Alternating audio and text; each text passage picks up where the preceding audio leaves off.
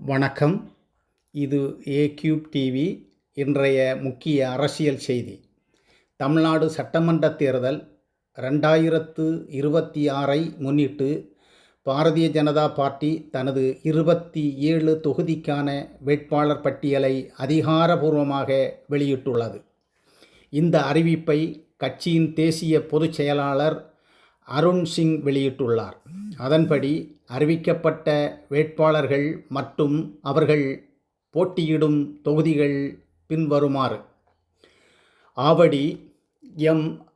Rajasimha Mahendra, Mylapore doctor Tamilisai Soundararajan, Thalli doctor Nageshkumar, Tiruvannamalai C. Ezhumalai, Rasipuram doctor S D. Premkumar, Modakkurichi Keerthika Sivakumar, Udhagamandalam Bhojarajan, Avinashi doctor L. Murugan, Tiruppur தெற்கு S. Thangaraj, Coimbatore வடக்கு Vanathi Srinivasan, Thiruvarur Kovi Chandru, Thanjavur M. Muruganandam, Gandarvakottai C. Udhayakumar, Pudukkottai N. Ramachandran, Aranthangi Kavitha Srikanth, Tiruppattur K C. Thirumaran, Manamadurai Ponvi Balaganapathy, Madurai தெற்கு பேரா ராமா ஸ்ரீனிவாசன், சாத்தூர் நயினார் நாகேந்திரன்,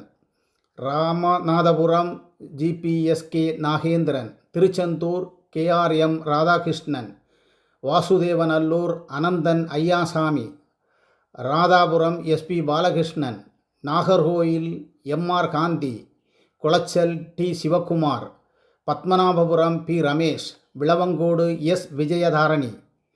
இந்த பட்டியலில் அனுபவமிக்க தலைவர்களும் புதிய முகங்களும் இணைந்து இடம்பெற்றுள்ளன. குறிப்பாக பெண்கள் மற்றும் இளைஞர்களுக்கு முக்கியத்துவம் வழங்கப்பட்டுள்ளதாக கட்சி தெரிவித்துள்ளது. இந்த அறிவிப்பின் மூலம் தமிழ்நாட்டில் தேர்தல் அரசியல் சூழல் மேலும் தீவிரமடைந்துள்ளது.